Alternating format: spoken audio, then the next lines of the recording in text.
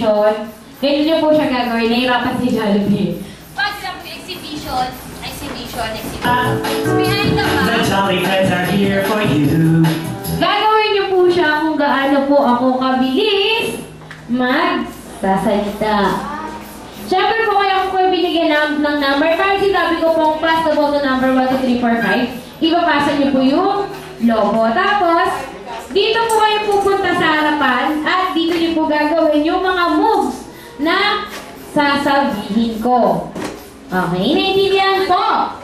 Siyempre, kung sino lang po yung mga first na 2 points, siya lang siyempre na po yung panalo. Pero bago muna po tayo mag-start, magpapaalam po muna si Jollibee dahil marami. Magpapahinga muna siya. Pero babalik po siya ng ilang commercial lang daw po. Mag-computeras lang siya saglit. Kakain lang daw po siya at babalik siya ulit.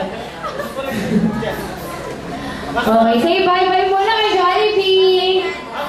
Okay, bye-bye. Kuya, meron na upuan.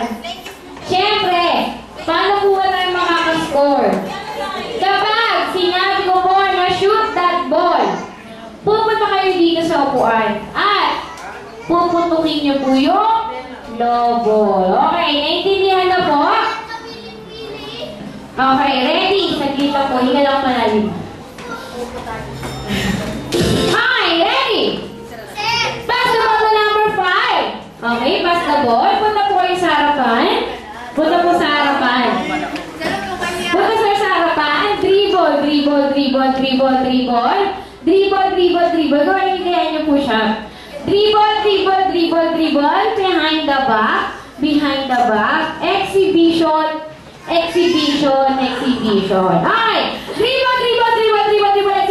Exhibition. Paano ba? Dribble. Exhibition. Pass to number 1. Dribble. Pass to number 1. Pass to number 1. Dribble. Yung number 1. Okay, dribble. Exhibition.